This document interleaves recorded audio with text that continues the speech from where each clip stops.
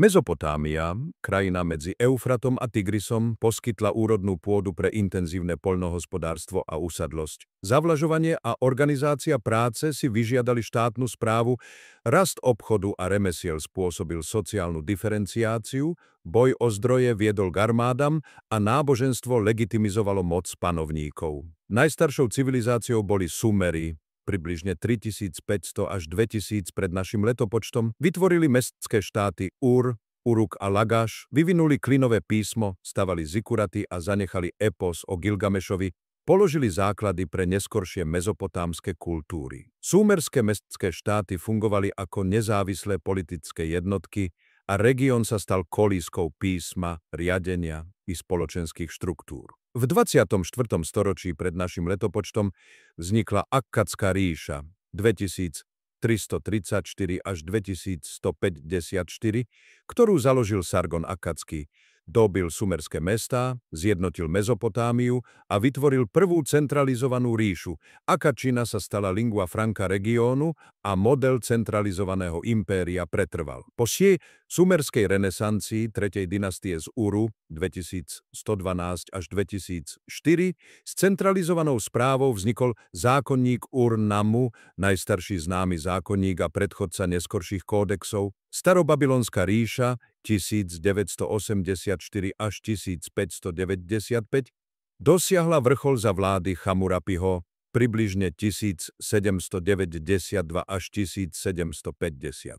Jeho zákonník kodifikoval právo pre takmer všetky oblasti života a reprezentuje kľúč k pochopeniu dobovej spoločnosti. Obdobie sprevádzal rozvoj zavlažovania a kultúrny rozkvet Babylóna. Pád súvisí s nájazdom Chetitov. Chamurapiho zákonník vznikol okolo roku 1750 pred našim letopočtom. Obsahuje 282 paragrafov vytesaných do stély, diorit, používa kazuistické ak potom a princíp oko za oko, lex talionis, pričom rozlišuje spoločenské vrstvy. Je najzachovalejším a najkomplexnejším právnym kódexom obdobia a slúžil ako vzor jednotného uplatňovania práva.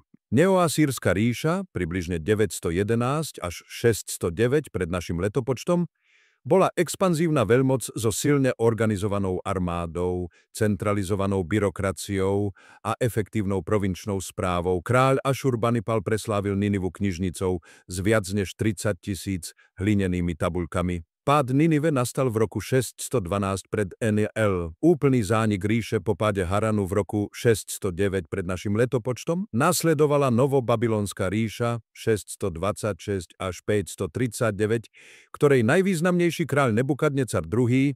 Vládol približne od roku 605 do roku 561, niektoré pramene uvádzajú 562. Obnovil Babylon a uskutočnil veľké stavebné projekty vrátane Ištarinej brány, tzv. Vysuté záhrady sú neistej lokalizácie, časť bádateľových kladie do Ninive.